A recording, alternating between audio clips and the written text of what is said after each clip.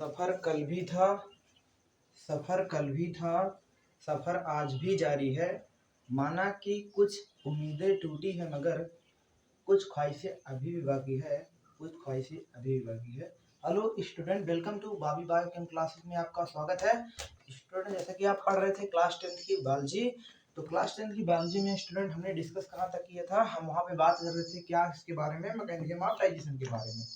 आई hope student वहाँ पे आपने मैकेनिज्म ऑफ डाइजेशन के बारे में पढ़ा था।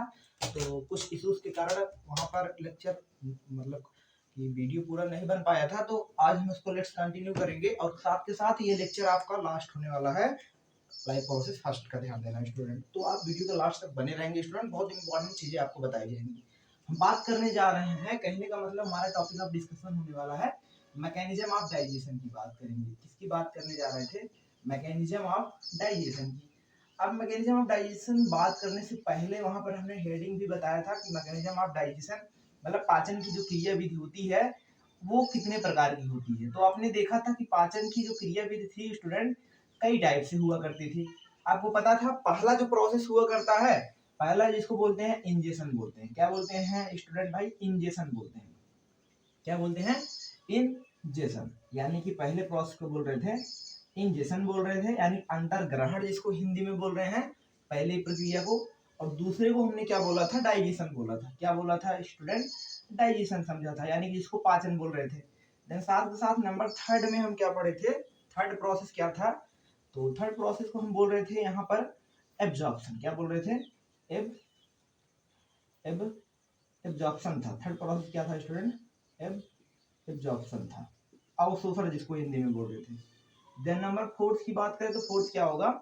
फोर्थ होगा आपका एसिमिलेशन। क्या होगा स्टूडेंट? एसिमिलेशन होगा, जिसको अंतर्ग्रहण बोलेंगे। लास्ट प्रोसेस को हम क्या बोलते हैं? इजेशन। क्या बोलते हैं स्टूडेंट? इजेशन कहा करते हैं। हाँ या ना? पक्का पहले ये बताओ, समझ में आ रहा है कि नहीं? कहने का मतलब पहली प्रोसेस को हमने अंतर्ग्रहण कहा था। क्या कहा था स्टूडेंट?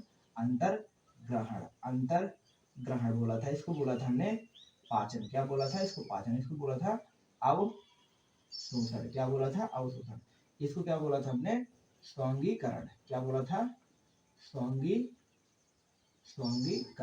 इसको क्या बोला था? इसको बोला था बहिक्षेपण। क्या बोला था स्टूडेंट? बहिक्षेपण। आई होप कहने का मतलब कि इंजेक्शन की प्रक्रिया को हमने समझा था, देन डाइजेशन की प्रोसेस को समझा था, और एब्जॉर्प्शन देन समझेंगे। उसके साथ साथ हम स्वांगीकरण को भी समझने का प्रयास करेंगे, देन इजेशन को समझेंगे। इजेशन का मतलब होता है बहिक्षेपण। हाँ या ना? पक्का। तो स्टूडेंट आज हम पढ़ने वाले हैं डिटेल में, हमारा जो टॉपिक ऑफ डिस्कशन होगा। कहने का मतलब ये तो प्रोसेस पूरा डिस्कस करेंगे ही करेंगे। एक बार देख भी लो, इंजेक्शन को हमने बोला था अंतर्ग्रहण, मतलब ऐसी प्रक्रिया जब हम भोजन को, जो भी भोज्य पदार्थ होता है, जब उसको हम अंदर लेते हैं, माउथ में जब रखते हैं, उसको गटकते हैं, इंजेक्शन की प्रक्रिया कहलाती है, इसको अंतर्ग्रहण बोलते हैं। मतलब भोजन को ग्रहण करना ही अंतर्ग्रहण है। आगे जब बात करेंगे डाइजेशन की, पाचन की, तो आज इसी को हम तह तक समझेंगे। कहने का मतलब कि पाचन की प्रक्रिया को डिटेल में समझने का प्रयास करेंगे। कहने का मतलब यहाँ पे जानेंगे कि पाचन की प्रक्रिया माउथ में कैसे होगी, माउथ के बाद फिर जानेंगे कि ओइसोफेगस में कहाँ से कैसे, ग्रास नली में किस तरीके से होगी, आमाशय में कैसे होगी, आमाशय के बाद हम जानेंगे ग्रहणी में किस तरीके से पाचन होगा, फिर छोटी आंत में कैसे होगा, फिर बड़ी आंत में कैसे पाचन होगा। तो कहने का मतलब आज हम रासायनिक लेवल पर, भौतिक लेवल पर डिटेल में समझने वाले हैं कि पाचन की प्रक्रिया कैसे होगी। तो फर्स्ट ऑफ ऑल यहाँ पर हम हेडिंग जो बनाएंगे, तो मोस्ट इंपॉर्टेंट हेडिंग, मानव में पाचन की क्रियाएं कैसे होती है, ध्यान देना स्टूडेंट। तब उसको हम जब समझ लेंगे, मानव में पाचन क्रियाएं बहुत डिटेल है और समझना भी बहुत जरूरी है। तब इसके बाद हम समझेंगे उसका अवशोषण कैसे होगा, मतलब एब्जॉर्प्शन होगा कैसे, पचने के बाद ही ना भाई अवशोषण कराएंगे, फिर उसके बाद स्वांगीकरण करा देंगे, फिर उसके बाद क्या करा देंगे भाई? बहिक्षेपण करा देंगे। हाँ या ना? पक्का समझ में आ रहा है कि नहीं? अवशोषण का मतलब वही जो बचा हुआ भोज्य पदार्थ को अवशोषित करना। अवशोषण किसके द्वारा होता है आपको पता होना चाहिए भाई। अवशोषण की प्रक्रिया किससे होती है? यानी कि जो आपके स्मॉल इंटेस्टाइन में क्या पाई जाती है? छोटी छोटी रसांकुर के जैसी, देखो संरचना, अंगुली के जैसी संरचना पाई जाती है, जिसको रसांकुर बोलते हैं बिलाई। तो उसके द्वारा क्या होता है? अवशोषण की प्रक्रिया स्टूडेंट देखी जाती है, ध्यान देना।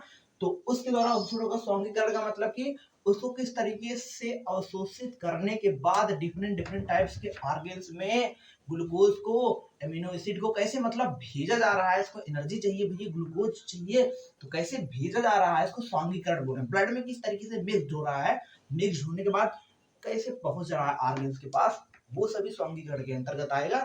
देन सौंदर्यीकरण के बाद क्या हो जाएगा भाई, यानी कि जो भी अपचित भोज्य पदार्थ होगा, जो पचने के बाद जो फीकल मैटर बचेगा, जिसको मल बोलेंगे, कहने का मतलब जिसको परिक्षेपण या मल परित्यागन यानी कि इजेशन बोलेंगे, सिंपल सी प्रक्रिया होती है, उसको हम क्या बोलेंगे स्टूडेंट, इजेशन यानी कि परिक्षेपण। आई होप आपको समझ में आ रहा होगा स्टूडेंट।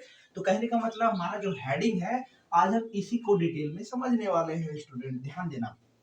कहने का मतलब हम क्या समझने वाले हैं स्टूडेंट, हम जो समझने वाले हैं मानव में पाचन की क्रियाएं, किसके बारे में स्टूडेंट समझने वाले हैं, मानव में, हेडिंग बना लेंगे आप, मानव में पाचन की क्रियाएं कैसे होती है, मानव में पाचन की क्या पढ़ेंगे, क्रियाएं पढ़ेंगे, यानी कि digestion in human being, digestive जिसको बोल सकते हो मानव में पाचन क्रियाएं का मतलब digestive action in the human being, मतलब कि डाइजेशन का एक्शन किस तरीके से ह्यूमन बीइंग में होता है, बना सकते हैं digestive action in human, digestive action in human beings. कहने का मतलब भाई मानव में पाचन की क्रियाएं कैसे होंगी।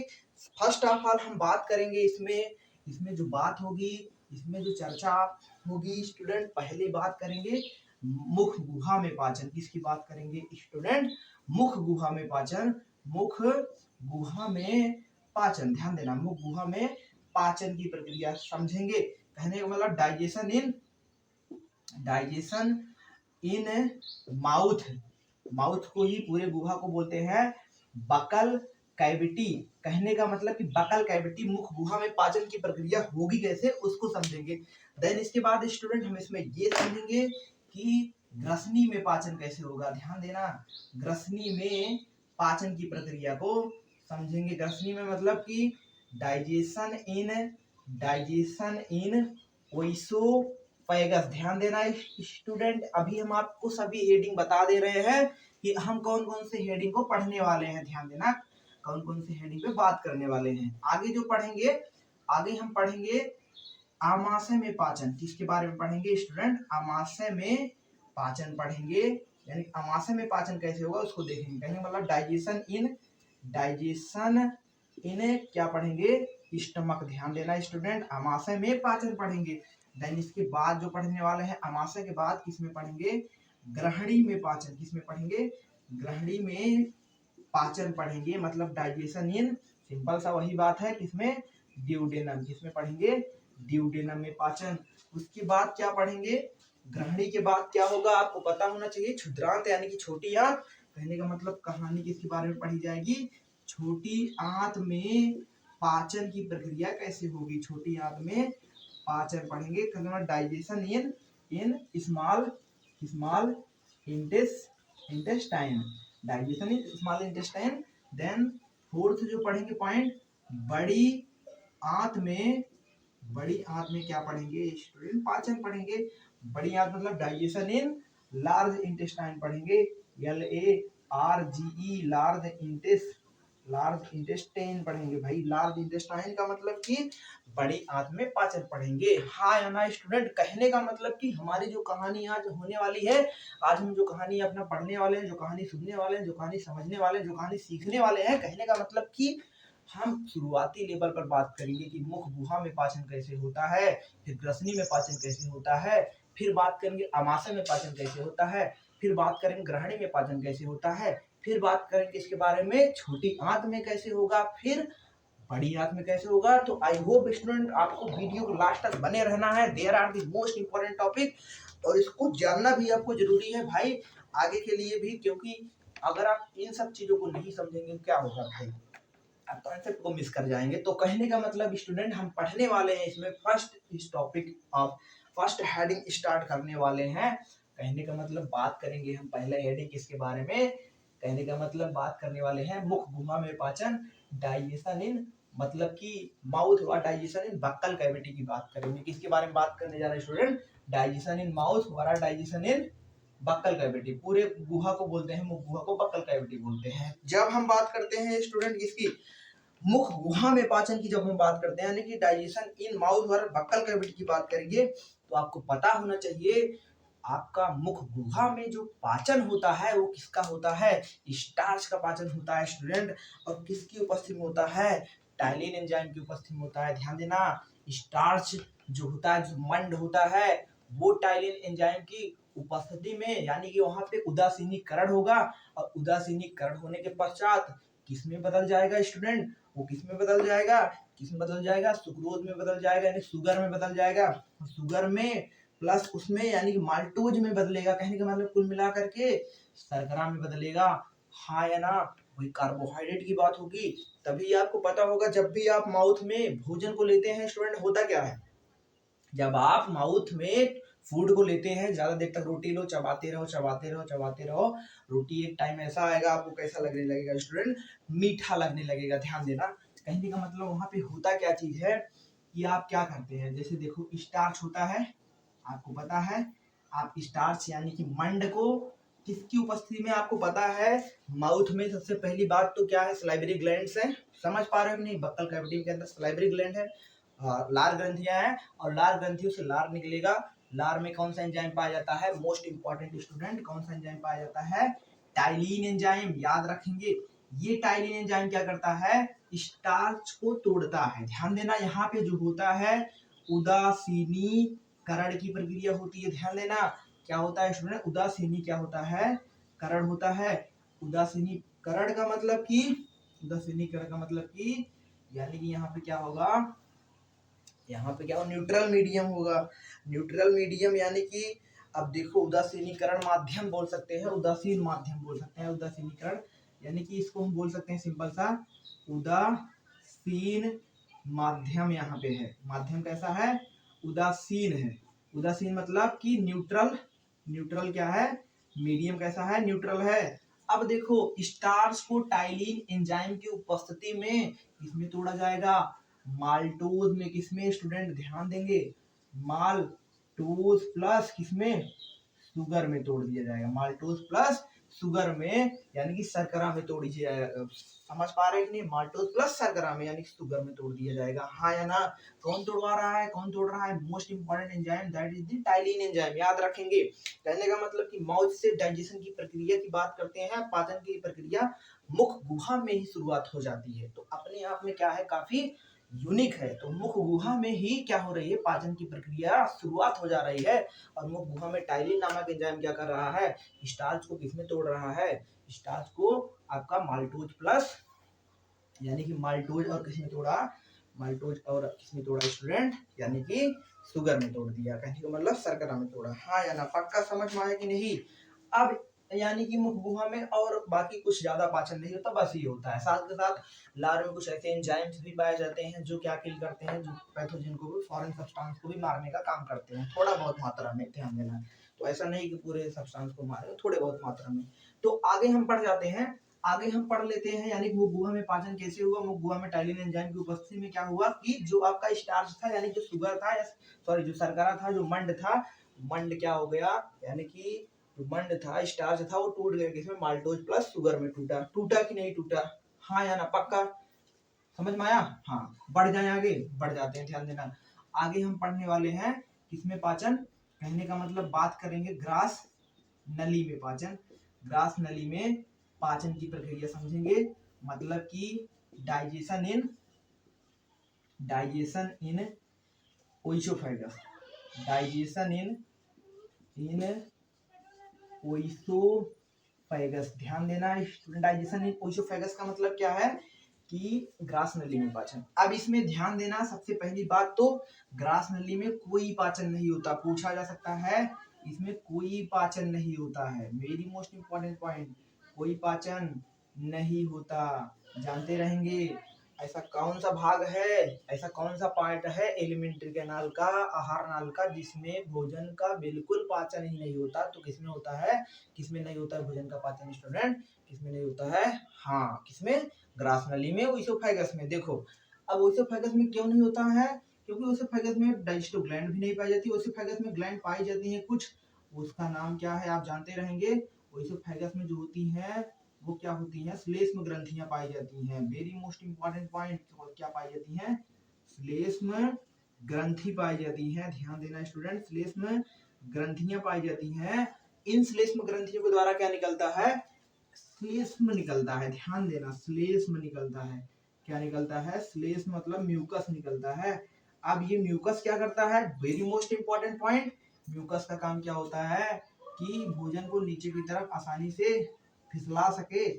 मतलब भोजन जो फूड जो कूचे हुए हैं, यानी कि जो मुख में भोजन को लिया गया, जो निवाला लिया गया, उसको चारों प्रकार की दांत की मदद से जो कूचा गया, चबाया गया, पीसा गया, अब उसको बोलस में बदल दिया गया है। अब बोलस को क्या करेंगे हम? लुगदी को ली लेंगे, गटकेंगे। तो गटकने का मतलब कि वहां पर क्या होगा? फिसलने के लिए भी कुछ चाहिए। तो फिसलने वाला सिस्टम क्या होता है कि वहां पर ग्रास नली में क्या पाई जा रही है? ग्रास नली में आपकी श्लेष्म ग्रंथियां पाई जा रही है। उससे श्लेष्म पदार्थ, चिपचिपा पदार्थ निकलेगा, जिसकी वजह से क्या होगा? आसानी से जो फूड पार्टिकल होंगे, यानी कि वो आसानी से लुढ़क जाएंगे, आसानी से फिसल जाएंगे, और फिसल के कहाँ पे जाएंगे? आपके स्टमक में जाएंगे। और यहाँ पर क्या होती है? क्रमाकुंचन की गति देखी जाती है। ध्यान देना, पेरिस्टाल्सिस मूवमेंट देखा जाता है। कौन सी गति? याद रखेंगे, कौन सा गति होता है यहाँ पे? क्रमाकुंचन होता है। स्टूडेंट क्या होता है? क्रमाकुंचन होता है। क्रमाकुंचन मतलब पेरिस्टाल्सिस मूवमेंट, पेरिस्टाल्सिस मूवमेंट देखा जाता है। मूवमेंट यानी कि क्रमाकुंचन गति देखी जाती है। हाँ या ना? पक्का? कहने का मतलब सिंपल सी बात रही, ग्रास नली में कोई प्रकार का पाचन नहीं हो रहा है, लेकिन ये काम क्या करता है? इसमें श्लेष्म ग्रंथियां पाए जाने के कारण क्या करता है कि भोजन को फिसलने का काम करता है। और इसके बाद यहाँ पे एक गति हो रही है, और उस गति को बोल रहे हैं पेरिस्टाल्सिस मूवमेंट, यानी क्रमाकुंचन गति बोल रहे हैं। हाँ या ना? क्या बोल रहे हैं स्टूडेंट? क्रमाकुंचन गति बोल रहे हैं। बस इतना ही इसमें है। और फिसल के जाएगा कहाँ? फूड पे स्टमक में जाएगा। हाँ या ना? अमाशय में, क्योंकि अमाशय से जुड़ा होगा। तो हम बात करते हैं किसकी? नेक्स्ट टॉपिक स्टूडेंट बात करते हैं अमाशय में पाचन। वेरी मोस्ट इंपॉर्टेंट स्टूडेंट, इसमें बात करते हैं अमाशय में पाचन। ध्यान देना भाई, इसमें बात करने जा रहे हैं अमाशय में, अमाशय में पाचन की बात करने जा रहे हैं। आई होप आप वीडियो के लास्ट तक बने रहेंगे स्टूडेंट। आई होप आप वीडियो में एंजॉय भी कर रहे होंगे, साथ साथ आप रफ पेन लेके बैठेंगे साथ के साथ, जिससे आपको चीजें बहुत अच्छे से समझ पाए स्टूडेंट। तो बात करने जा रहे हैं digestion in, digestion in stomach बात करेंगे स्टूडेंट। डाइजेशन इन स्टमक का मतलब कि अमाशय में पाचन। अब देखो भाई, अगर हम बात करें अमाशय में पाचन की, तो आपको पता होना चाहिए आपके अमाशय में इस तरीके से आपका स्टमक है। अब ये ओसोफेगस कहाँ पे ओपन हुआ है? अमाशय में ओपन हुआ है। तो अमाशय में हम डाइजेशन की बात कर लेते हैं। तो आपका पता होना चाहिए अमाशय जे शेप्ड होता है ना, बताएंगे जे शेप का होता है, सिंपल सा कैपिटल जे के आकार का हम स्टमक देखा जाता है। और जो अमाशय में जो भोजन रहता है कितने देर तक रहता है? इसमें मेन फोकस हमारा डाइजेशन के ऊपर रहेगा, तो इसके ऊपर हम बात करते हैं, क्योंकि इसके बारे में ऑलरेडी पढ़ा चुके हैं। तो आई होप आप जानते भी होंगे। अमाशय में भोजन जो रहता है लगभग 3 से 4 आवर्स रहता है।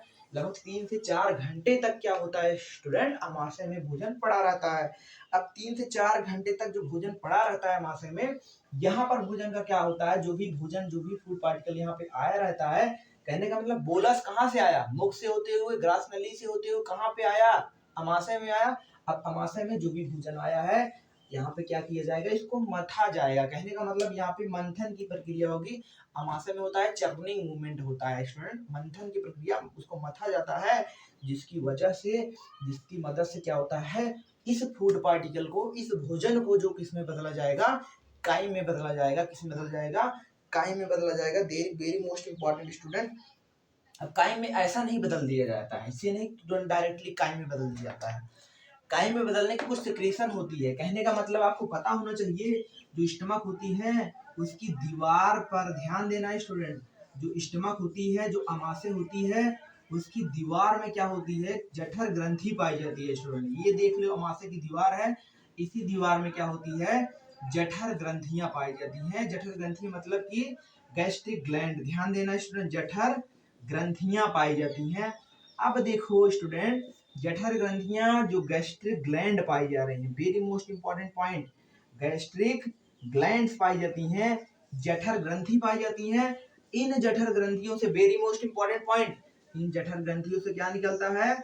जठर रस निकलता है, कहने का मतलब क्या निकलेगा, गैस्ट्रिक जूस निकलेगा स्टूडेंट, गैस्ट्रिक क्या निकलेगा, जूस निकलेगा। हम बाइलिंगुअल लेके चल रहे हैं, हिंदी इंग्लिश दोनों लेके चल रहे हैं, तो दोनों आपको जरूरी है।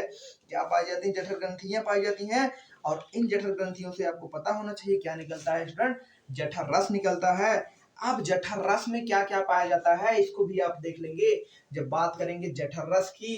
तो जठर रस में मोस्ट इंपॉर्टेंट पॉइंट, इसमें सबसे अधिक मात्रा में क्या होता है, वाटर होता है। कहने का मतलब कि अगर हम यहाँ पर कुछ समझे इस तरीके से, तो आई होप इसको हम मिटाना पड़ेगा, तो इसको मिटा के देखते हैं स्टूडेंट।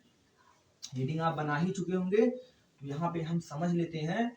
कहने का मतलब स्टमक में क्या पाई जा रही है, जठर ग्रंथि पाई जा रही है, जिसको बोल रहे हैं गैस्ट्रिक ग्लैंड। क्या बोल रहे हैं स्टूडेंट, गैस्ट्रिक ग्लैंड्स बोल रहे हैं, यानी जिसको हिंदी में जठर जठर क्या बोल रहे हैं, ग्रंथियां बोल रहे हैं, जठर ग्रंथियां पाई जा रही हैं। अब ये जो जठर ग्रंथियां होती है, इन जठर ग्रंथियों से क्या निकल रहा है, यानी कि जठर रस निकल रहा है। क्या निकल रहा है, जठर रस निकल रहा है, यानी गैस्ट्रिक गैस्ट्रिक क्या निकल रहा है, गैस्ट्रिक जूस निकल रहा है। अब देखो ये जो गैस्ट्रिक जूस होता है, ये जो गैस्ट्रिक जूस है, इस गैस्ट्रिक जूस में क्या क्या है, इस गैस्ट्रिक जूस में किसकी किसकी मिलावट है, ध्यान देना। जब बात करते हैं गैस्ट्रिक जूस में सबसे ज्यादा क्या है, वाटर है। क्या है स्टूडेंट, वाटर है, यानी कि जल सबसे अधिक है। और जल कितना होता है, 97 से लेकर के 99% तक क्या होता है, जल होता है। समझ सकते हो, सबसे ज्यादा क्वांटिटी किसकी है, वाटर की पाई जा रही है।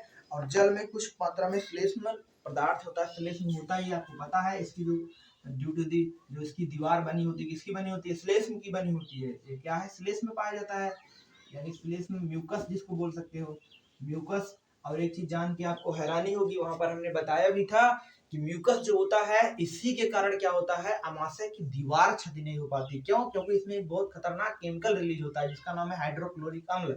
अब वो कहाँ से निकलता है, उसकी भी हम बात कर रहे हैं। कहने वाले श्लेष में उसके बाद कुछ मात्रा में क्या होता है, यहाँ से लवण भी निकलता है, लवण, सिंपल सी बात है। इसके अलावा इस गैस्ट्रिक जूस में क्या शामिल होता है, वही चीज अभी हमने जिसकी जिक्र की, HCl। क्या जिक्र होता है स्टूडेंट, HCl यानी कि हाइड्रोक्लोरिक अम्ल।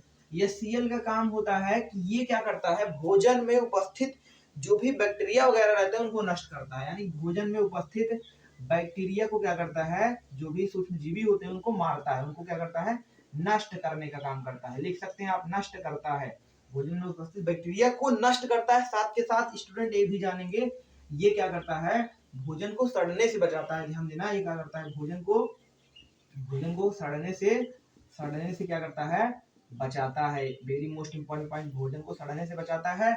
उसके साथ साथ ये और क्या करता है, और ये क्या करता है, यहाँ तक कि हड्डी को भी गला देता है। वेरी मोस्ट इंपॉर्टेंट पॉइंट, ये क्या कर देगा है, हड्डियों को भी गला सकता है। सोचो, इतना खतरनाक अम्ल जो भोजन को सड़ने से बचा रहा है, बैक्टीरिया पैथोजन को मार रहा है, मतलब कितना ज्यादा हमारे लिए जरूरी भी है एक हिसाब से अगर देखा जाए। अगर नहीं होता तो बहुत सारी प्रॉब्लम, बहुत सारी दिक्कतों का हमको सामना करना पड़ता।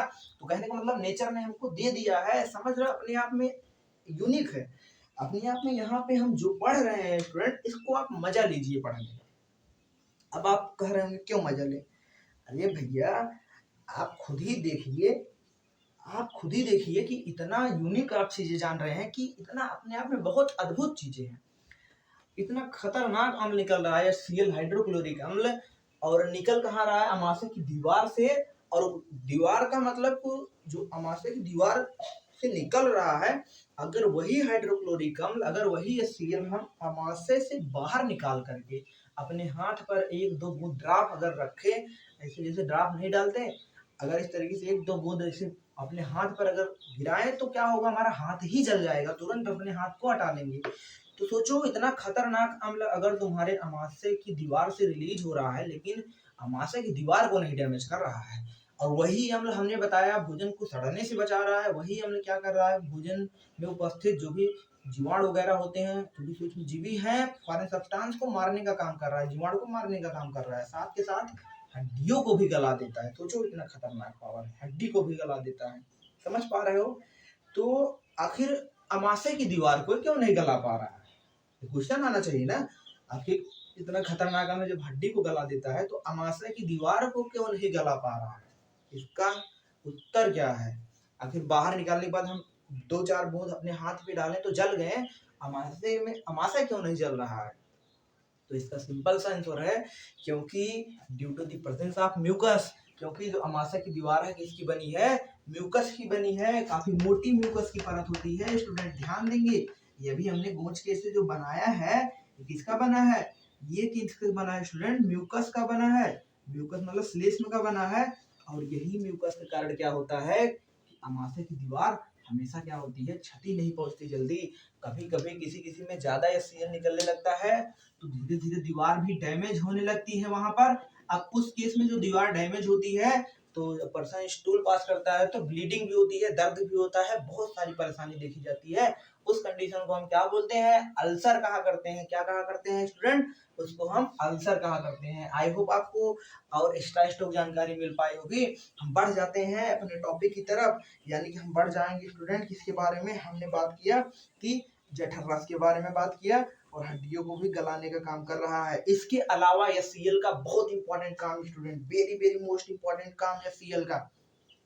HCl का क्या इंपॉर्टेंट काम है? और देखो, पहले तो जान लो जल है इतना परसेंट ना भाई, 90 से 97 to 99% जल है। उसके बाद HCl है, इसमें कुछ लवण भी पाया जा रहा है, इसमें का बना है, आपको पता भी होगा ये चीज। अब HCl का हम लोग काम ही पढ़ रहे हैं। बैक्टीरिया को मार रहा है, भोजन को सड़ने से बचा रहा है। देन उसके बाद क्या कर रहा है? उसके बाद ये क्या कर रहा है? बैक्टीरिया को सड़ने से बचा रहा है और उसको भोजन का हड्डी को भी गला लेने का काम करता है। देखो इतना खतरनाक काम करता है। इसके अलावा स्टूडेंट जो HCl होता है, ध्यान देना, जो HCl होता है ये तुम्हारे जठर रस में उपस्थित, ध्यान देना, बहुत मोस्ट इंपॉर्टेंट एंजाइम्स उसी में सोए रहते हैं। एंजाइम, ये एंजाइम क्या होते हैं? सो जाते हैं। अब एंजाइम में जो सोए रहते हैं वो कौन से एंजाइम होते हैं? वो एंजाइम जो होते हैं स्टूडेंट पेप्सिनोजेन एंजाइम, उसके बाद प्रोरेनिन एंजाइम। अब ये सभी एंजाइम जो पेप्सिनोजेन, प्रोरेनिन, ये सब सो रहे होते हैं। सो रहने का मतलब कि यहाँ पर इनएक्टिव फॉर्म में होते हैं, निष्क्रिय होते हैं। इनको जगाने का काम कौन करता है? HCl करता है। वेरी मोस्ट इंपॉर्टेंट, याद रखेंगे। इनको जो जगाने का काम करेगा, जैसे सपोज दैट पेप्सिनोजेन सो रहा है, अब HCl आया, कहा कि ओ पेप्सिनोजेन उठ उठ, जल्दी उठ, जल्दी उठ पेप्सिनोजेन, जल्दी उठ। अब पेप्सिनोजेन उठ जाएगा तुरंत, HCl जगा दिया। अब HCl जगाया तो पेप्सिनोजेन उठा। उठने के बाद वो जो पेप्सिनोजेन होगा अपना भाई काम करेगा। काम कर भाई, खाना आया है उसको पचाना है, जल्दी कर। क्या कर रहा है? तुरंत पेप्सिनोजेन क्या होगा? तुरंत अपने रूप को चेंज करेगा, किसमें? पेप्सिन में बदल जाएगा। मतलब एक्टिव हो गया, सक्रिय हो गया। और सक्रिय होने के बाद जैसे ही पेप्सिन में बदलेगा तो क्या करेगा? प्रोटीन का पाचन करेगा स्टूडेंट। और जो प्रोटीन को किसमें तोड़ता है? पेप्टोन्स प्लस प्रोटियोजेज में। ध्यान देंगे, पेप्टोन प्लस प्रोटियोजेज में तोड़ेगा। कहने का मतलब कहानी हमने क्या समझा? हमने एक फनी वे में समझा। क्या समझा देखेंगे, ध्यान देना। हमने समझा क्या? आखिर हमने यही समझा है कि आप में यानी कि जो गैस्ट्रिक जूस में उपस्थित जो एंजाइम्स हैं जिसका नाम है पेप्सिनोजेन, ध्यान देना स्टूडेंट, क्या नाम है? Pepsinogen, pepsinogen. अब ये पेप्सिनोजेन सो गया है, पेप्सिनोजेनमा सो रहा है। अब पेप्सिनोजेनमा जगाने के लिए कौन काम करेगा? ये HCl आएगा। अब ये HCl जो आएगा, हाइड्रोक्लोरिक अम्ल, कहेगा पेप्सिन भैया उठोगे कि नहीं, काम उम करना उठना है कि नहीं तुमको। अब देखो पेप्सिनोजेन किस में बदल जाएगा? पेप्सिन में बदल जाएगा। किस में बदल गया? पेप्सिन में बदला। अब जो पेप्सिन बदला, कौन बदलवाया? HCl, इसको जगा दिया। अब जब पेप्सिन में बदल गया, अब कहेगा अब हम अपना करेंगे काम। अब अपना हम करेंगे काम। काम क्या करता है कि अब ये पेप्सिनोजेन जो बदल जाता है, ये प्रोटीन्स को, ध्यान देना स्टूडेंट, वेरी मोस्ट इंपॉर्टेंट, ये प्रोटीन से क्रिया करके प्रोटीन्स को किसमें तोड़ेगा? पेप्टोन्स प्लस, पेप्टोन्स प्लस किसमें तोड़ेगा स्टूडेंट? प्रोटीओजेज में तोड़ेगा। ध्यान देना, पेप्टोन्स प्लस प्रोटीओजेज में तोड़ देगा। Peptones plus proteoses, PROTIEOSIS, peptones plus proteoses में तोड़ देगा स्टूडेंट। आई होप आपको समझ में आ रहा होगा। कहने का मतलब कि जो पेप्सिनोजेन को एक्टिव करने का काम कौन करता है? ये HCl करता है। क्या कर रहा है? एक्टिव कर रहा है। एक्टिव मतलब सक्रिय कर रहा है स्टूडेंट। क्या कर रहा है? सक्रिय कर रहा है। इसको क्या कर रहा है? एक्टिव करा, जगा दिया। जो सोया था उसको जगा दिया, किसको? पेप्सिनोजेन को जगाया। अब पेप्सिनोजेन पेप्सिन में जब आ गया तो पेप्सिन का रूप कैसा हो गया? एक्टिव हो गया। एक्टिव का मतलब स्टूडेंट सक्रिय हो गया। कैसा हो गया स्टूडेंट? सक्रिय हो गया। आई होप आपको समझ में आ रहा होगा। तो इंक की कमी है कुछ, हम इसमें इंक डाल लेते हैं जिससे आपकी क्लास प्रॉपर रन हो पाए। तो आई होप स्टूडेंट आपको समझ में आ रहा होगा। आई होप आपको समझ में आ रहा होगा। आपने समझा क्या? आपने यही समझा कि जो पेप्सिनोजन है वो क्या हो गया है स्टूडेंट? पेप्सिनोजन क्या हो गया है भैया? पेप्सिनोजन्मा सो रहा है। क्या कर रहा है पेप्सिनोजन्मा? सो गया है। देखो ये मार्कर का जो इंक है, इंक क्या कर गया है? क्लॉटिंग कर गया है। अभी देखो अब निकल रहा है बहुत तेज प्रेस करने के बाद। आई होप स्टूडेंट आप वीडियो में बने होंगे। तो आप जब वीडियो में बने रहते हैं स्टूडेंट, वही तो एक नज़ारा होता है। ये आप समझ नहीं सकते। फीलिंग बहुत अच्छी फीलिंग होती है। मतलब जो मेहनत होती है, जो मेहनत आप लिए कर रहे हैं, सफल हो जाता है अगर आप लास्ट तक बने रहते हैं स्टूडेंट। और बहुत कम स्टूडेंट ऐसे होते हैं जो लास्ट तक बने रहते हैं। जो दिल के तार के एकदम जैसे करीब जुड़े रहते हैं, वही स्टूडेंट लास्ट तक बने रहते हैं। बाकी बहुत कम स्टूडेंट होते हैं, नहीं तो वीडियो छोड़ के चले जाते हैं। बहुत दुख होता है स्टूडेंट। आप ऐसा मत किया करिए। तो अगर आपको कोई डाउट्स वगैरह रहा करे तो कमेंट्स भी किया करिए स्टूडेंट। कोई दिक्कत उक्कत रहा करे तो हम बढ़ जाते हैं स्टूडेंट, बढ़ जाते हैं। ध्यान देना, हमने कहानी कहाँ तक शुरू की थी, कहाँ तक कहानी पहुंची थी कि जो एचसीएल का काम है कि एक्टिव कर रहा है। क्या कर रहा है स्टूडेंट? एक्टिव कर रहा है, यानी सक्रिय कर रहा है। किसको सक्रिय कर रहा है? पेप्सिनोजन को। और पेप्सिनोजन किसमें सक्रिय कर रहा है स्टूडेंट? पेप्सिनोजन को किसमें सक्रिय कर रहा है? पेप्सिनोजन को आपका, यानी कि जो पेप्सिनोजन है उसको किसमें सक्रिय कर रहा है? तो आई होप स्टूडेंट टाइम भी काफ़ी हो चुका है। तो पेप्सिनोजन को टाइम भी बहुत कम है। पेप्सिनोजन को पेप्सिन में एक्टिव कर रहा है। किसमें एक्टिव कर रहा है? पेप्सिन में एक्टिव कर रहा है। इसके अलावा और एक एंजाइम होता है। 2 मिनट स्टूडेंट रुके रहेंगे। इसके अलावा क्या होता है? एक एंजाइम और काम करता है। और जो एंजाइम होता है स्टूडेंट, 10 मिनट और है, 10 मिनट में हम क्लास पढ़ लेते हैं।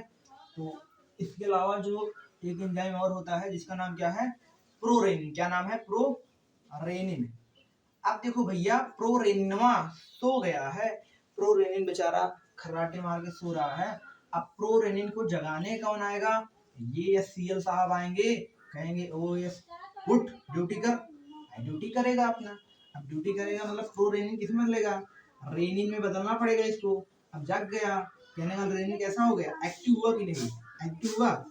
ये खास बात क्या है, जब ये सक्रिय हो जाएगा, एक्टिव हो जाएगा, तो दूध में उपस्थित, ध्यान देना भाई, दूध में उपस्थित केसीन प्रोटीन को, वेरी मोस्ट इंपॉर्टेंट पॉइंट, दूध में उपस्थित केसीन प्रोटीन को कहाँ पाया जा रहा है? केसीन प्रोटीन लिख लेंगे मिल्क में। यानी जो दूध में उपस्थित केसीन प्रोटीन है, केसीन प्रोटीन को क्या कर रहा है? पैरा केसीन में तोड़ रहा है। पैरा केसीन में क्या किया स्टूडेंट? तोड़ दिया। कौन तोड़ा? देखो रेनिन तोड़ा। रेनिन कैसे हुआ? एक्टिव हुआ पहले ना, पहले रेनिन तो सो रहा था, यानी कि प्रोरेनिन में था। अब प्रोरेनिन को आईएससीएल जगा दिया, और जगाने के बाद ये किस में बदल गया? रेनिन में। जब रेनिन जग गया तो किसमें तोड़ा? यानी कि दूध में उपस्थित जो केसीन प्रोटीन थी उसको किसमें तोड़ दिया स्टूडेंट? पैरा केसीन में। अब देखो होता क्या चीज है, छोटा बच्चा होता है, तो छोटा बच्चा माँ का दूध पी लेता है तो क्या होता है, यानी कि कुछ समय पश्चात अगर आप उसको सही से नहीं लेते हैं, माँ बोलती है उनको कान पे पार लो, ऐसे कान पे पारने के लिए बोलती है ना। तुम क्या करते हो? बच्चा दूध पिया रहता है खूब सारा, उसको खिलाते हो, उठाते हो, क्या होता है? तो दूध की उल्टी करने लगता है। उल्टी बोलते बाबू दही निकाल दिया, बच्चा दही निकाल दिया। भाई दही निकालने का मतलब वहां पे जानते हो क्या होता है? बायोलॉजी देखो इसको कैसे बोलेगा। बायोलॉजी ऐसे नहीं बोलेगा दही निकाल दिया, मतलब दही तो होता ही है, क्योंकि बायोलॉजी बोलेगा बेटा पैराकेसिन प्रोटीन निकाल दिया, मतलब उसको पैराकेसिन में तोड़ दिया गया, दही में रूप में बदल गया है, कोआगुलेट हो गया दही के रूप में। अभी उसको और भी पाचन होना था, उसको और डाइजेस्ट होना था, तुमने उसको खिलाया इधर उधर, उसको पेट दब गया, जिससे वजह से वो निकल जाता है। तुम कहते हो दही निकाल रहा है, तो वही चीज होता है। वही चीज यानी रेनिन जो होता है, कहने मतलब बच्चों में देखा जाता है मुख्य रूप से। कहने का मतलब, हमारा मुद्दा समझाने का मतलब क्या था? बच्चों में देखा जाता है। वही बच्चों में कहने मतलब केसिन प्रोटीन को एक्टिव करके क्या कर रहा है, मतलब कि रेनिन एंजाइम पैरापोरेनिन था, रेनिन कर दिया, रेनिन को एक्टिव करके क्या कर रहा है? केसिन प्रोटीन को पैराकेसिन में तोड़ा। हाँ या ना? पक्का समझ में आ रहा है कि नहीं? एक्टिव हुआ है, सक्रिय हुआ है ना, जाग गया है, काम कर रहा है। बताओ सरल है कि नहीं? बोलो फटाक से कमेंट करो। अगर आप कमेंट ऐसा नहीं करते हैं बहुत मतलब आप समझ सकते हैं स्टूडेंट, आपके लिए दीजिएगा, कमेंट करो बताओ कैसा लग रहा है। देखो अगला हम बात करेंगे, अगला क्या करता है, बहुत मोस्ट इंपॉर्टेंट काम करता है। कौन काम करता है भैया, ये सीएलवा काम करता है। ये सीएल क्या करता है, जो फैट होता है यानी कि इसमें वो तो मान लो है ही, जो फैट है फैट को क्या करता है लाइपेज नामक एंजाइम। ये सभी एंजाइम कहाँ पाए जा रहे हैं तुम्हारे, ये सभी एंजाइम कहाँ पाए जा रहे हैं स्टूडेंट, ये सभी एंजाइम स्टमक में देखे जा रहे हैं, गैस्ट्रिक जूस पे रिलीज हो रहे हैं। कहने का मतलब जो फैट होता है फैट को किसमें तोड़ा देगा, फैट को किसमें तोड़ेगा स्टूडेंट, ट्राइग्लिसराइड में तोड़ेगा, यानी कि ट्राइग्लिसराइड्स में लिख लेंगे, ट्राइग्लिसराइड्स में तोड़ेगा। ट्राई किसमें तोड़ रहा है, गिलसराइड्स में, थोड़ा नाम अजीब है, गिलसराइड्स में तोड़ देगा। किसमें तोड़ा, ट्राइग्लिसराइड्स में तोड़ा। तोड़ा कि नहीं तोड़ा पहले देखो, ट्राइग्लिसराइड में तोड़ा फैट को, फिर आगे वही फैट को वहां पे जब हम पढ़ेंगे छोटी याद में, फैट को वैसे ही हम लोग ग्लिसरॉल में तोड़ा जाता है, वही ट्राइग्लिसराइड मतलब यानी ट्राइग्लिसराइड में इसको तोड़ दिया जा रहा है। वसा को कौन तोड़ रहा है, लाइपेज एंजाइम। यहाँ पे जानना क्या था, जानना मुख्य रूप से यानी गैस्ट्रिक जूस में उपस्थित most important enzyme pepsin enzyme, rennin enzyme और क्या था लाइपेज एंजाइम। लाइपेज एंजाइम क्या किया, वसा का पाचन किया, वसा का डाइजेशन कर रहा है, फैट को डाइजेस्ट कर रहा है, यानी फैट को किसमें बदल रहा है, ट्राइग्लिसराइड में तोड़ रहा है, ट्राइग्लिसराइड में। उसके बाद जो पेप्सिन है, पेप्सिन क्या कर रहा है, पेप्टोन प्लस प्रोटीओजेज में प्रोटीन को तोड़ रहा है। देन रेनिन क्या कर रहा है, बच्चों यानी बच्चों जो दूध पीता है उसमें देखा जाता है, यानी दूध में उपस्थित केसिन प्रोटीन को क्या कर रहा है, पैराकेसिन में तोड़ रहा है। आई होप आपको समझ में आ गया होगा स्टूडेंट। तो इस तरीके से इतना जो पाचन की प्रक्रिया देखी जाती है किसमें देखी जाती है, आमाशय में देखी जाती है। आई होप आपको समझ में आया होगा। यानी कि आमाशय में आपने जाना कि आमाशय में क्या है, मोस्ट इंपोर्टेंट गैस्ट्रिक जूस है। अब गैस्ट्रिक जूस जो निकल रहा है गैस्ट्रिक ग्लैंड से निकल रहा है, और गैस्ट्रिक ग्लैंड से जो गैस्ट्रिक जूस निकल रहा है, कहने का मतलब वो डाइजेशन किसका कर रहा है, वो डाइजेशन प्रोटीन का कर रहा है, वो दूध में उपस्थित प्रोटीन कर रहा है। और जो प्रोटीन को डाइजेशन कराने वाला पेप्सिनोजन था, पेप्सिनोजन सो गया था, उसको एक्टिव कराया, सील कराया। सील कहाँ से निकल रहा है, गैस्ट्रिक जूस से। यानी गैस्ट्रिक जूस में क्या उपस्थित है, इस जूस में 90 से 99% क्या है, 97 से 99% क्या है, वाटर है। उसके बाद उसमें क्या है, तुम्हारा लवण भी है कुछ मात्रा में। उसके अलावा उसमें HCl है, और HCl का काम आपने जाना ही, कई बार हमने बताया, तो आई होप आपको समझ में आया होगा। हम बढ़ जाते हैं आगे नेक्स्ट टॉपिक की तरफ, क्योंकि अपने पास टाइम भी कम है, तो टाइम की थोड़ी प्रॉब्लम है स्टूडेंट। बात करते हैं ग्रहणी में पाचन की। किसकी बात करते हैं स्टूडेंट, ग्रहणी में पाचन। आई होप वीडियो को आप लास्ट तक बने होंगे। ग्रहणी में पाचन की प्रक्रिया कैसे होती है, मतलब कि डाइजेशन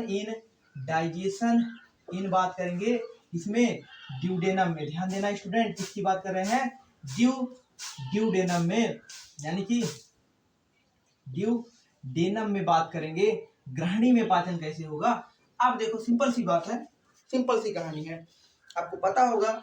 अब भोजन को अभी तक बहुत सारे जूस मिला मिला करके यानी कि सील वगैरह मिले, जो कि भोजन को उसमें आमाशय में किसमें बदल दिया गया था, लुगदी में। ध्यान देना, लुगदी में तो माउथ में बदला गया था, अब लुगदी से आमाशय में किसमें बदल दिया गया, काई में बदल दिया गया। यानी कि जो भी गैस्ट्रिक जूस निकले, गैस्ट्रिक जूस ने क्या किया कि फूड को, यानी कि जो लुगदी था, जो बोलस था, बोलस को किसमें बदला, काई में बदल रहा। किसमें बदला स्टूडेंट, काइम में। यानी कि काइम में बदल चुका है भोजन, उसका अब होगा क्या, मतलब देखा जाए तो अधिकतर तो डाइजेशन हो गया है, अब जो कुछ मात्रा में बचा रहेगा उसकी क्या कहानी होगी, यानी कि जो काइम में बदला है उसका अब क्या होगा। अब काइम का हमको करना क्या है, अब देखो, अब ये आमाशय में जो भोजन को लुगदी से काइम में जो बदल दिया गया है, आमाशय में पता होगा पाइलोरिक रीजन होता है स्टमक में, यानी स्टमक में जो पाइलोरिक रीजन होता है, यहाँ पे क्या होती है, पाइलोरिक वाल्व होती है। अब ये पाइलोरिक वाल्व के जरिए, ध्यान देना है, जो भी फूड को पचाया गया है इसको पाइलोरिक वाल्व के जरिए भेजा जाए कहाँ पे, ग्रहणी में। ऐसा नहीं है कि पूरा फूड को ही एकाएक भेज दिया जाएगा, ये चीज जानते रहेंगे आप स्टूडेंट। मतलब कि वाल्व का मतलब कोई चीज धीरे धीरे से होके आएगा, ऐसा नहीं अचानक से। कहने का मतलब कि यहाँ पे वाल्व लगा है, इस तरीके से जो वाल्व लगा है, और एक बार वाल्व से होकर आएगा तो दोबारा उसमें जा नहीं सकता। ध्यान देना, वाल्व का काम क्या है, जब भी वाल्व लग जाए, यानी कपाट क्या है, पाइलोरिक कपाट जिसको बोलेंगे, ये पाइलोरिक कपाट कहाँ, पाइलोरिक रीजन में। आमाशय का लास्ट वाला रीजन पाइलोरिक रीजन कहलाता है, वही पाइलोरिक रीजन में पाइलोरिक कपाट है। तो उससे जो भी भोजन होता है आता है फूड, अब कहाँ पे आएगा, ग्रहणी में आएगा। अब यही ग्रहणी में यानी जो फूड आया, ड्यूडेनम में आया, उसी को हम देखेंगे। उसी को हम देखने वाले हैं। इसका पाचन कैसे होगा आपको पता होगा। There are the most important organs यहाँ पाए जाते हैं। यहाँ तो आपका लीवर है, यहाँ पे क्या है लीवर है, और यहीं पे क्या है जस्ट पैंक्रियाज है। पैंक्रियाज से पैंक्रियाटिक जूस निकलेगा यानी अग्नाशयी रस, और लीवर से बाइल जूस बन रहा है। और बाइल जूस को किसमें भेजा गया है पित्त में भेजा गया है, जिसको पित्त रस बोल रहे हैं। तो कहने का मतलब हम कहानी क्या देखने वाले हैं, हम कहानी ये देखने वाले हैं कि ड्यूडेनम में क्या होता है पित्त रस रिलीज हो रहा है, साथ साथ पैंक्रियाटिक जूस रिलीज हो रहा है, यानी कि अग्नाशयी रस को क्या करते हैं मिलाने का काम करते हैं। क्या करते हैं स्टूडेंट मिलाने का। दो जूस है, यहाँ से कौन सा जूस, इधर कौन सा जूस मिल रहा है, इधर मिल रहा है तुम्हारा बाइल जूस, बाइल, यानी कि इधर कौन सा जूस मिला स्टूडेंट बाइल जूस मिला, बाइल जूस मिला। और इधर कौन सा जूस मिला, इधर कौन सा जूस मिला पैंक्रियाटिक जूस, पैंक्रियाटिक जूस मिला। पैंक्रियाटिक जूस मतलब अग्नाशयी, अग्नाशयी रस, अग्नाशयी रस मिला। अब आपको पता है बाइल जूस में क्या क्या है, बाइल जूस में आखिर क्या क्या है। बाइल जूस और पैंक्रियाटिक जूस बात करते हैं, बाइल जूस होता कैसे है इसको बात कर लेते हैं यहीं पर। बाइल जूस जो होता है पीले रंग का होता है और ये क्षारीय तरल पदार्थ होता है। ध्यान देना बाइल जूस क्या होता है, बाइल जूस हमने बताया ये येलो कलर का होता है, यानी कि पीला रंग का होता है। ये पीला रंग का यानी कि येलो कलर का जो होता है बाइल जूस, ये क्या करता है बाइल जूस का काम होता है कुल मिलाकर के हल्का क्षारीय भी होता है, इसको भी जान लेंगे। इसके अलावा बाइल जूस कैसा है क्षारीय होता है, क्षारीय यानी कि जिसको हम बोल सकते हैं बेसिक मीडियम में होता है, बेसिक होता है, भोजन को क्षारीय बनाता है। तभी बोलते हैं ना भोजन को क्षारीय बना रहा है कौन बाइल जूस, यानी कि जिसको कोई तरस बोल रहे हैं। क्या बोल रहे हैं हिंदी में, इसको हम हिंदी में बोल रहे हैं पित्त रस बोल रहे हैं। क्या बोल रहे हैं स्टूडेंट पित्त रस। और पित्त रस पीला रंग का है, पीला रंग क्यों है क्योंकि उसमें बिलिरुबिन पिगमेंट पाया जा रहा है। पीला रंग का जो होता है, साथ के साथ एक चीज और जानेंगे, ये काम जो करता है बाइल जूस का काम क्या होता है। बाइल जूस का काम यही होता है वेरी मोस्ट इंपॉर्टेंट, ये क्या करता है वसा को, यानी बड़ा सा तेल है यानी फैट था उसको छोटे छोटे भागों में क्या कर देता है तोड़ देता है, यानी कि वसा का क्या करता है ये इमल्सीकरण करता है। इसको बोलते हैं इमल्सिफिकेशन कहते हैं। क्या कहते हैं स्टूडेंट इमल्सिफिकेशन, यानी कि पायसीकरण कहते हैं। क्या कहते हैं स्टूडेंट पायसीकरण, जानते रहेंगे क्या बोल रहे हैं पायसीकरण मतलब जैसे आप कभी अपने हाथों में तेल लगा लें, तेल लगाने के बाद जब आप साबुन से हाथ को धोते हैं तो क्या होता है हाथ के ऊपर वाटर के कुछ पैचेज आपको दिखाई देते हैं, वाटर के कुछ मतलब कि पानी की बूंदें दिखाई देती हैं। जैसे ही आपने साबुन से हाथ धोया तो पानी की बूंदें दिखाई दी, और उसी तरीके से सेम जैसे यहाँ पर तेल होगा, जैसे फैट आप तेल जो खा रहे हैं वसा जो खा रहे हैं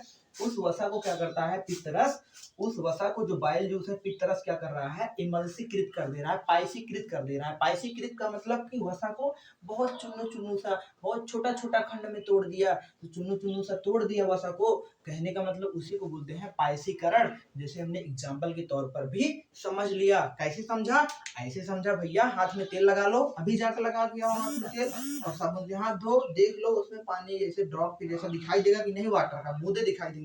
वैसे सेम यहाँ पर भी होता है। हाँ या ना, आई होप आपको समझ में आया होगा स्टूडेंट। समझ में आया कि नहीं पहले बताओ, पक्का समझ में आया कि नहीं। क्या मतलब पायसीकरण का काम कर रहा है, पायसीकरण मतलब इमल्सिफिकेशन का काम कर रहा है कि नहीं कर रहा है ना। अब देखो, अब हमारा बचा कौन है, यानी कि बचा कौन है पैंक्रियाटिक जूस। पैंक्रियाटिक जूस अग्नाशयी रस, अग्नाशयी रस वेरी मोस्ट इंपॉर्टेंट, इसमें लगभग 4 प्रकार के एंजाइम पाए जाते हैं। वेरी मोस्ट इंपॉर्टेंट आपको पता है अग्नाशय यानी पैंक्रियाज जो होती है, एक चीज पता होगा जो पैंक्रियाज होती है उसको क्या बोल रहे हैं, पैंक्रियाज को क्या बोलते हैं मेसोक्राइन ग्लैंड, मतलब मिश्रित ग्रंथि भी बोलते हैं ना, बोलते हैं कि नहीं। हाँ या ना पक्का। देखो भाई जो पैंक्रियाटिक जूस है यानी कि इसको हम यहाँ पे इसको मिटाना पड़ेगा पूरा, इसको हटा देते हैं, रब कर देते हैं स्टूडेंट। कहने का मतलब की बात करने जा रहे हैं अग्नाशयी रस की। किसकी बात करने जा रहे हैं, अग्नाशयी रस कहाँ से निकल रहा है, अग्नाशय से, यहाँ से रिलीज हो रहा है डक्ट से ना भाई। अब यानी कि जो अग्नाशयी रस होता है, जो पैंक्रियाटिक जूस होता है, उसमें क्या क्या देखा जाता है, उसमें क्या क्या पाया जाएगा। उसमें 4 प्रकार के एंजाइम पाए जाते हैं। There are the 4 types of enzyme. पहले का नाम है क्या ट्रिप्सिन। क्या नाम है स्टूडेंट ट्रिप्सिन, ध्यान देना क्या नाम है ट्रिप्सिन।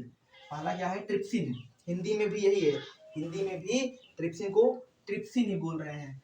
दूसरा क्या होता है काइमोट्रिप्सिन, काइमोट्रिप्सिन ध्यान देना, काइमोट्रिप्सिन यानी पहला ट्रिप्सिन, दूसरा क्या काइमोट्रिप्सिन, यानी हम किसके बारे में जान रहे हैं, पैनक्रियाटिक जूस के बारे में जान रहे हैं। इसमें 4 टाइप के एंजाइम पाए जा रहे हैं, यानी कि जो पैनक्रियाटिक पैनक्रियाटिक जूस है पैनक्रियाटिक जूस है इसमें क्या हो रहा है, 4 टाइप के यानी कि 4 टाइप्स के क्या हो रहे हैं, एंजाइम देखे जा रहे हैं ना, 4 प्रकार के एंजाइम। जो पहला है ट्रिप्सिन है, दूसरा काइमोट्रिप्सिन है।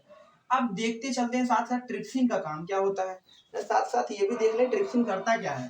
ये ट्रिप्सिन क्या करता है, प्रोटीन्स को, ध्यान देना, ट्रिप्सिन जो होता है प्रोटीन को क्या करता है, ट्रिप्सिन जो होता है ये क्या करता है, प्रोटीन्स को, ध्यान देना स्टूडेंट, यानी कि प्रोटीन को क्या करेगा, डाइजेशन करेगा। प्रोटीन को किसमें तोड़ेगा, आपको पता है पेप्टोन प्लस पॉलीपेप्टाइड में तोड़ेगा। ध्यान देना, यहाँ पे किसमें तोड़ रहा है, पेप्टोन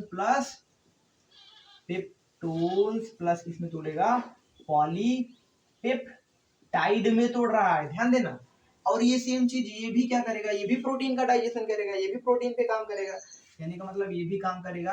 प्रोटीन को स्टूडेंट इसमें तोड़ेगा, पेप्टोन्स प्लस पॉलीपेप्टाइड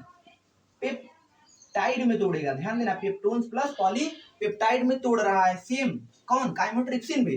बात करें अगला जो एंजाइम होता है तीसरा, जिसको बोलते हैं स्टेप्सिन एंजाइम। ध्यान देना स्टूडेंट, स्टेप्सिन एंजाइम का काम क्या होता है, steapsin enzyme very most important student. Steapsin enzyme जो इमल्सीकृत फैट है, यानी कि जो इसको बाइल जूस के द्वारा इमल्सीकृत किया गया है, यानी कि इमल्सीफाइड लिख सकते हैं, इमल्सीफाइड जो फैट है, इमल्सीफाइड जो फैट है उसको क्या करता है, कौन, स्टेप्सिन। स्टेप्सिन क्या करेगा, इमल्सीकृत फैट को यानी इमल्सीफाइड फैट को क्या करता है, ये फैटी एसिड प्लस ग्लिसरॉल में तोड़ता है, यानी कि वसी अम्ल और ग्लिसरॉल में तोड़ता है, वसी अम्ल धन ग्लिसरॉल में तोड़ देता है, यानी कि फैटी एसिड प्लस किसमें तोड़ेगा, ग्लिसरॉल में तोड़ देगा। कौन तोड़ेगा, स्टेप्सिन एंजाइम। ध्यान देना, तीसरा टाइप कौन तोड़ रहा है, स्टेप्सिन एंजाइम। लगभग चौथा टाइप जो होता है एंजाइम का मोस्ट इंपॉर्टेंट, जिसका नाम है न्यूक्लियेसेस। ध्यान देना, कौन सा एंजाइम है, न्यूक्लियेसेस एंजाइम। ये क्या करता है, न्यूक्लिक एसिड को, ध्यान देना स्टूडेंट, अब देखो न्यूक्लिक एसिड को भी पचाया जा रहा है, न्यूक्लिक अम्ल को क्या करता है, न्यूक्लियोटाइड में तोड़ देता है। किसमें तोड़ देता है स्टूडेंट, न्यूक्लियोटाइड में तोड़ देता है, यानी कि न्यूक्लिक अम्ल को किसमें तोड़ेगा, न्यूक्लियोटाइड में तोड़ देगा। कौन तोड़ रहा है न्यूक्लियोटाइड में, कौन तोड़ रहा है न्यूक्लियोटाइड में, यानी कि न्यूक्लियेसेस नामक एंजाइम क्या किया, न्यूक्लिक एसिड को न्यूक्लियोटाइड में तोड़ा। कहने का मतलब कि हमने देखा कि स्टूडेंट जो आपका कुल मिला के पैनक्रियाटिक जूस से कितने टाइप के एंजाइम निकल रहे हैं, 4 टाइप के एंजाइम। पहला है ट्रिप्सिन, दूसरा क्या है काइमोट्रिप्सिन, तीसरा क्या है स्टेप्सिन, एंड अगला है न्यूक्लियेसेस जिसको बोल रहे हैं। कहने का मतलब कि ट्रिप्सिन क्या कर रहा है, प्रोटीन को पेप्टोन प्लस पॉलीपेप्टाइड में, उसके बाद आपका जो काइमोट्रिप्सिन है ये भी प्रोटीन को पेप्टोन प्लस पॉलीपेप्टाइड में तोड़ रहा है। देन स्टेप्सिन क्या कर रहा है, स्टेप्सिन जो इमल्सीकृत फैट है उसको वसी अम्ल और ग्लिसरॉल में तोड़ रहा है, यानी कि वसा को वसी अम्ल और ग्लिसरॉल में तोड़ा। देन साथ के साथ लास्ट में हमने देखा किसकी बात करी, न्यूक्लियेसेस की। तो न्यूक्लियेसेस क्या कर रहा है, न्यूक्लिक एसिड को न्यूक्लियोटाइड में तोड़ रहा है। किसमें तोड़ रहा है, nucleotide, adenine guanine thymine cytosine, आगे हम देखेंगे भी। आई होप आपको समझ में आया होगा स्टूडेंट कि यहाँ पर पैनक्रियाटिक जूस क्या कर रहा है। अगला टॉपिक ऑफ डिस्कशन, अगला मोस्ट इंपॉर्टेंट स्टूडेंट पढ़ने वाले हैं, यानी कि किसमें पाचन पढ़ने वाले हैं। पहले का मतलब हमने पढ़ा कि ग्रहणी में पाचन कैसे हुआ, ग्रहणी में हमने देखा कि किस तरीके से बाइल जूस से क्या रिलीज है, पित्तरस में क्या क्या चीजें पाई जा रही हैं, कौन कौन से क्या कर रहा है पित्तरस। देन साथ के साथ हमने देखा कि पित्तरस के बाद पैनक्रियाटिक जूस यानी अग्नाशयी रस में क्या क्या चीजें हैं। आई होप आपको डिटेल में समझ में आया होगा स्टूडेंट। बढ़ जाते हैं आगे, बात करते हैं छोटी आंत में पाचन। स्टूडेंट किसमें बात करते हैं, छोटी आंत में पाचन। छोटी आंत में पाचन कैसे होगा, ध्यान देना, छोटी आंत में पाचन की प्रक्रिया को पढ़ने वाले हैं। कहने का मतलब इसको क्षुद्रांत भी बोलते हैं, ध्यान देना स्टूडेंट, कंफ्यूजन नहीं होना है एक भी पॉइंट से। कहने का मतलब कि digestion in small intestine. Digestion in small intestine का मतलब क्या है, छोटी आंत में पाचन। देख लेते हैं छोटी आंत में पाचन की प्रक्रिया कैसे होती है, ध्यान देना। अगर हम बात करें छोटी आंत में पाचन की, तो जो छोटी आंत में पाचन की प्रक्रिया होती है स्मॉल इंटेस्टाइन में, आपको पता होगा स्मॉल इंटेस्टाइन में क्या पाई जा रही हैं, स्मॉल इंटेस्टाइन के अंदर क्या होती है, इंटेस्टाइनल ग्लैंड्स पाई जाती हैं। कहने वाला सेम कहानी जैसे आमाशय में थी वही सेम कहानी यहाँ पर भी है। कहने का मतलब कि इंटेस्टाइन के अंदर भी, स्मॉल इंटेस्टाइन के अंदर भी क्या है, ग्लैंड पाए जा रहे हैं जिसको इंटेस्टाइनल ग्लैंड बोलते हैं। और इसी इंटेस्टाइनल ग्लैंड से क्या निकलेगा, इंटेस्टाइनल जूस निकलेगा। क्या निकलेगा स्टूडेंट, इंटेस्टाइनल जूस रिलीज होगा। इंटेस्टाइनल क्या रिलीज होगा, जूस रिलीज होगा, हाँ या ना। इंटेस्टाइनल क्या रिलीज होगा स्टूडेंट, इंटेस्टाइनल जूस रिलीज होगा। अब ये इंटेस्टाइनल जूस लगभग एक दिन में, ध्यान देना, 6 से 7 लीटर के आसपास रिलीज होता है। Very most important point student, एक दिन में लगभग इन डे की बात करें तो लगभग एक दिन में कितना इंटेस्टाइनल जूस निकलता है, 6 से 7 लीटर के आसपास। तो वेरी मोस्ट इंपॉर्टेंट पॉइंट, 6 से 7 लीटर क्या निकलता है, इंटेस्टाइनल जूस निकलता है। तो स्टूडेंट एक बार देख लेते हैं वीडियो चल रहा है कि नहीं। हाँ, आपका वीडियो रन हो रहा है, तो हम आगे बढ़ते हैं। कहने का मतलब कि एक दिन में इंटेस्टाइनल जूस कितना निकल रहा है, 6 से 7 लीटर। कहने का मतलब पानी क्या पढ़ रहे हैं, छोटी आंत में डाइजेशन, छोटी आंत में क्या हो रही है कि इंटेस्टाइनल ग्लैंड पाई जा रही है छोटी आंत में, उसी से इंटेस्टाइनल जूस निकल रहा है। यानी कि छोटी आंत में जो रस है, यानी कि जिसको बोल सकते हैं हिंदी में क्या बोलेंगे, आंद्रीय रस, यानी कि आंत से निकलने वाला रस, और वो 6 से 7 लीटर निकलता है एक दिन के आसपास। ध्यान देना, आई होप आपको समझ में आ रहा होगा स्टूडेंट। इसमें 4 प्रकार के एंजाइम पाए जाते हैं। वेरी मोस्ट इंपॉर्टेंट पॉइंट्स, कितने टाइप्स के, 4 टाइप्स के एंजाइम्स। और ये एंजाइम क्या करते हैं, ये एंजाइम क्या करते हैं, डाइजेशन में मदद करते हैं। देख लेते हैं स्टूडेंट कौन कौन से एंजाइम होते हैं जो यहाँ पर आपके पाए जा रहे हैं।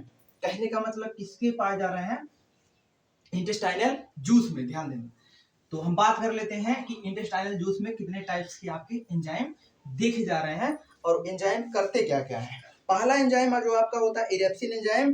पहला एंजाइम फर्स्ट क्या होता है स्टूडेंट, इरेप्सिन होता है। लिख लेंगे आप, इरेप्सिन एंजाइम, यानी कि जो इरेप्सिन है पहला एंजाइम है, इरेप्सिन एंजाइम। सेकंड क्या होता है, इरेप्सिन के बाद बात करें तो इरेप्सिन के बाद होता है माल्टेज एंजाइम। कौन सा होता है स्टूडेंट, माल्टेज एंजाइम होता है। माल्टेज के बाद जो थर्ड एंजाइम हुआ करता है जिसका नाम है सुक्रेज। क्या नाम है, सुक्रेज एंजाइम। सुक्रेज के बाद क्या है, लैक्टेज एंजाइम होगा। हाँ, लैक्टेज एंजाइम होगा। क्या होगा student, lactase enzyme.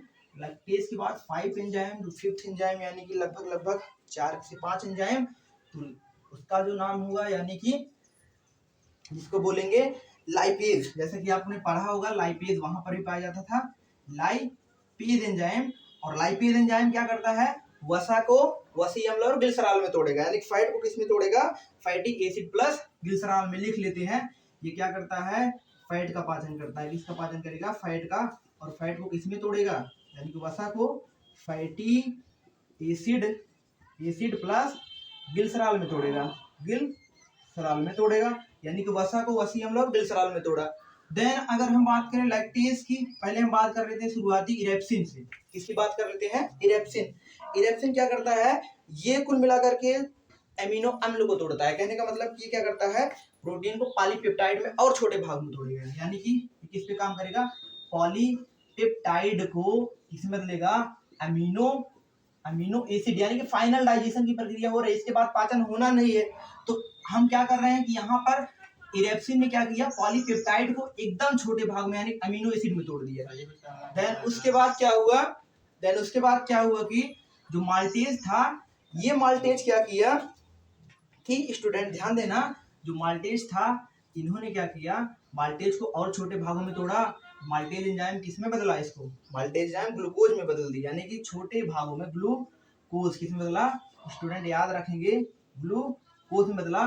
Then sucrase जो है आपका, इसको किसमें बदल रहा है, सुक्रेज जो किसमें टूटता है, फ्रक्टोज प्लस ग्लूकोज में टूटता है। और जो लैक्टेज है किसमें टूटेगा, लैक्टेज जो होगा आपका क्या हो जाएगा स्टूडेंट, यानी कि गलैक्टोज में टूटेगा, प्लस किसमें टूटेगा, ग्लूकोज प्लस किसमें टूटेगा, माल्टोज में। ध्यान देना, माल्टोज में टूटेगा, यही ना होगा, हाँ या ना। मतलब कि लैक्टोज, ग्लूकोज, गलैक्टोज बोल सकते हैं, माल्टेज ने गलैक्टोज, क्योंकि माल्टेज को पहले से तोड़ा जाएगा, गलैक्टोज में तोड़ा जाएगा। किसमें तोड़ा जाएगा स्टूडेंट, गलैक्टोज में। कहने का मतलब कि सिंपल सी कहानी है, रटना कुछ नहीं है, बस एकदम सरल सी कहानी है। सरल क्या है कि आपकी छोटी आंत से इतने टाइप्स के एंजाइम रिलीज हो रहे हैं पहले का नाम है इरेप्सिन। इरेप्सिन क्या कर रहा है, पॉलीपेप्टाइड को, यानी कि जो प्रोटीन को तोड़ा गया था, किसमें तोड़ा गया था, पेप्टोन प्लस पॉलीपेप्टाइड जो तोड़ा गया है, तो उस पॉलीपेप्टाइड को और छोटे भागों में तोड़ा जा रहा है। कहने का मतलब अमीनो एसिड में तोड़ दिया गया। देन साथ के साथ माल्टेज को क्या किया जा रहा है, ग्लूकोज में बदला जा रहा है और छोटे भागों में, मतलब कि एकदम पॉलीमर को मोनोमर में एकदम छोटे छोटे भागों में कन्वर्ट किया जा रहा है। अब क्या होगा, जिससे अवशोषण में आसानी होगी, एब्जॉर्प्शन में आसानी होगी। देन सुक्रोज को किसमें तोड़ा गया, फ्रक्टोज प्लस ग्लूकोज में तोड़ा गया। देन लैक्टेज को किसमें तोड़ा गया, लैक्टेज को किसमें तोड़ा गया, देखो लैक्टेज को किसमें तोड़ा गया, लैक्टोज प्लस ग्लूकोज प्लस गलैक्टोज। ध्यान देना, यहाँ पे लैक्टोज है, वही चीज जो बात कर रहे थे, लैक्टोज को, लैक्टोज यानी कि ग्लूकोज प्लस गलैक्टोज, ध्यान देना। और लाइपेज जो होगा, जो लाइपेज होगा स्टूडेंट, लाइपेज जो होगा, कहने का मतलब फैटी एसिड प्लस ग्लिसरॉल, वही चीज वसी अम्ल और ग्लिसरॉल में तोड़ देगा। हाँ या ना, पक्का समझ में आ रहा है कि नहीं, पहले बताओ समझ में आ रहा है कि नहीं, इसमें कोई डाउट्स वगैरह हो तो कमेंट करेंगे। इरेप्सिन है, इरेप्सिन के बाद क्या है, इरेप्सिन में माल्टेज है, सुक्रेज है, लैक्टेज है, उसके बाद क्या है, लाइपेज है, जो कि हम बार बार देख ही रहे हैं, तो एक दो बार लिखेंगे, आपको चीजें आसानी से क्लियर अप हो जाएंगी। कोई डाउट्स वगैरह आता है तो स्टूडेंट आप कमेंट्स भी करके पूछ सकते हैं। तो आगे हम बात कर लेते हैं स्टूडेंट, आगे बात करते हैं लार्ज इंटेस्टाइन में डाइजेशन, किसकी बात करते हैं, लार्ज इंटेस्टाइन में, यानी कि अब तो छोटी आंत में भी पाचन हो गया, अब बात आएगी इसकी बड़ी आंत में पाचन की। तो बड़ी आंत में आपको पता होना चाहिए कि बड़ी आंत में मैक्सिमम पाचन की प्रक्रिया छोटी आंत में हो जाती है, तो बड़ी आंत को ज्यादा कुछ करने की जरूरत नहीं होती है। कहने का मतलब बड़ी आंत में पाचन थोड़ा सा होता है, वो भी किसका होता है, यानी कि वहां पे पाचन जो होता है कुल मिला के, वहां पे भोजन को कुछ मात्रा में, यानी कि अवशोषण की प्रक्रिया वहां पे देखी जाती है। कुल मिलाकर के पाचन की प्रक्रिया तो संपूर्ण हो जाती है, कहाँ पे, छोटी आंत में। कहने का मतलब वहां पे क्या होता है कि कुछ मात्रा में जो लवण होता है उसको अवशोषित किया जाता है, मतलब कुछ मात्रा में जो जल है, जो लवण का पार्ट है, उसको अवशोषित करने का काम। कहने का मतलब लार्ज इंटेस्टाइन में क्या होगा, क्या होगा स्टूडेंट, जो लार्ज इंटेस्टाइन में होगा, कहने का मतलब लार्ज इंटेस्टाइन में कौन सी प्रक्रिया देखी जाएगी, एब्जॉर्प्शन की प्रक्रिया देखी जाएगी। क्या देखी जाएगी, एब्जॉर्प्शन की प्रक्रिया देखी जाएगी, अवशोषण की प्रक्रिया देखी जाएगी। इसकी अवशोषण होगा, अवशोषण मतलब उसको अवशोषित किया जाएगा। अब जो पचाया गया है भाई, न्यूक्लियस को न्यूक्लियोटाइड में तोड़ा गया है, देन साथ साथ ग्लूकोज को अमीनो एसिड में तोड़ दिया गया है एकदम छोटे भागों में। अब भाई अमीनो एसिड को एब्जॉर्ब करना है, सबको एब्जॉर्ब करना है, तो वहां पे एब्जॉर्प्शन की प्रक्रिया शुरुआत होगी, मैक्सिमम डाइजेशन की प्रक्रिया स्टार्ट हो जाती है। तो हम मैकेनिज्म ऑफ डाइजेशन में पढ़ भी रहे थे। कहने का मतलब कि आपका पूरा पोर्शन क्या हो गया, समाप्त हो गया। कहने का मतलब समाप्त क्या हुआ है, मतलब डाइजेशन की प्रक्रिया हमने बड़ी आंत तक पढ़ ली है। बड़ी आंत में डाइजेशन देखा जाए तो ना के बराबर, यानी कि अवशोषण वहां पे होता है, वो भी वाटर का, कुछ मात्रा में लवण का अवशोषण होता है, बाकी फीकल मैटर को वहां से बाहर एक्सक्रीट किया जाता है। कहने का मतलब कि डाइजेशन की प्रक्रिया वहीं से स्टार्ट होती है, मुझे बाहर किया जाता है कुल मिलाकर के।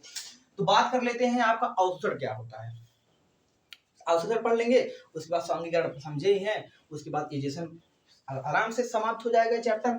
तो आई होप आप लास्ट तक वीडियो को बने रहेंगे तो आपको चीजें बहुत डिटेल में समझ में आएंगी, आप तब तक समझ पाएंगे। कहने का मतलब बात कर लेते हैं किसकी, किसकी बात कर लेते हैं स्टूडेंट, अवशोषण की, अवशोषण की बात कर लेते हैं। अवशोषण की प्रक्रिया छोटी आंत से ही शुरुआत हो जाती है, ध्यान देना, छोटी आंत के लास्ट पार्ट कौन से पार्ट में, ड्यूडेनम, ड्यूडेनम है, जुजनम है, इलियम है, इलियम पार्ट से शुरुआत हो जाती है अवशोषण की प्रक्रिया। ध्यान देना, मतलब जो छोटी आंत के पार्ट में इलियम पार्ट है, वहीं से क्या होती है, अवशोषण की प्रक्रिया स्टार्ट हो जाती है। उसके बाद बड़ी आंत में हो ही रहा है, आप देख ही रहे हैं वाटर वगैरह का अवशोषण। इसके क्या कहाँ पे मतलब कैसे होता है, इसको भी देखते हैं। सपोज करो छोटी आंत है, सपोज करो स्टूडेंट ये क्या है, छोटी आंत है, क्या है स्टूडेंट, छोटी आंत है। टाइम तो कम है स्टूडेंट, थोड़ा सा 2 मिनट करके हम इसको समाप्त करते हैं फटाक से, देख लो फटाक से। मतलब ये छोटी आंत है। अब छोटी आंत में क्या पाया जा रहा है, इस तरीके से अंगुली नुमा बहुत सारी क्या होती है, संरचनाएं पाई जाती है। ध्यान देना भाई, मतलब कि स्मॉल इंटेस्टाइन में क्या है, अंगुली नुमा बहुत सारी संरचनाएं पाई जाती हैं। अगर इस अंगुली जैसी संरचना को अगर हम जूम करके देखें, इस अंगुली जैसी संरचना को अगर हम जूम करके देखें तो स्टूडेंट दिखाई क्या देता है, तो इसमें कुछ इस तरीके से स्ट्रक्चर दिखाई देते हैं। ध्यान देना, कुछ इस तरीके से संरचना हमको दिखाई देती है। अब ये संरचना कुछ इस प्रकार से है। अब इसमें हम देखते क्या चीज है, इसमें हम इसको इस तरीके से हम देख भी लेते हैं स्टूडेंट, ये देख पा रहे हैं आप, कुछ इस तरीके से देख पा रहे हैं। ये क्या है, बाहर की तरफ एपिडर्मिस की परत है, ध्यान देना। अब ये अंगुली जैसी संरचना जो पाई जाती है, इसको हम क्या बोलते हैं, बिलाई कहते हैं, रसांकुर कहते हैं। क्या कहते हैं स्टूडेंट? रसांकुर कहते हैं, बिलाई यानी कह रहे हैं इंग्लिश में। अब उसी बिलाई में देख पा रहे हैं इस तरीके से बहुत सारी क्या होती है बाहर की तरफ मेम्ब्रेन, जिसको बोलते हैं एपिडर्मिस। अब ये एपिडर्मिस मेम्ब्रेन से क्या होती है, एब्जॉर्प्शन की प्रक्रिया, अवशोषण की प्रक्रिया क्या होती है, शुरुआत हो जाती है। और यही बीचों बीच क्या पाया जा रहा है, एक धमनी होती है यानी कि आर्टरी जिसको बोलते हैं, यहाँ पे इस तरीके से देख पा रहे हैं। उसी धमनी से क्या गई रहती हैं, बहुत पतली पतली क्या रहती हैं, सिराएं रहती हैं। यहाँ पे आप देख पा रहे हैं क्या है, सिराएं। उसके बाद लैक्टियल्स रहते हैं। तो इस तरीके से देख पा रहे हैं। अब देखो स्टूडेंट, इसको हम क्या बोल रहे हैं, इसको हम नाम भी लिख लेते हैं, इसको हम इसका सीरा बोल रहे हैं। और जो ब्लैक कलर की है ये क्या है, इसकी धमनी है। क्या है स्टूडेंट? धमनी है। कहना सीरा से धमनी में होगा एब्जॉर्प्शन। एब्जॉर्प्शन की प्रक्रिया कहाँ शुरुआत होगी, इस एपिडर्मिस से। एपिडर्मिस से अब देखो जो भी चीज पचाया गया है एपिडर्मिस पे आएंगे, सरफेस पे आएंगे, और सरफेस से क्या होंगे, इनकी एब्जॉर्प्शन की प्रक्रिया क्या होगी, स्टार्ट हो जाएगी। और ये एब्जॉर्ब हो करके कहाँ पे जाएंगे भाई, कहाँ पे जाएंगे, इस पतली पतली वेन में जाएंगे जिसको सीरा बोल रहे हैं। फिर सीरा से कहाँ पे जाएंगे, फिर सीरा से कहाँ जाएंगे भाई, धमनी में जाएंगे।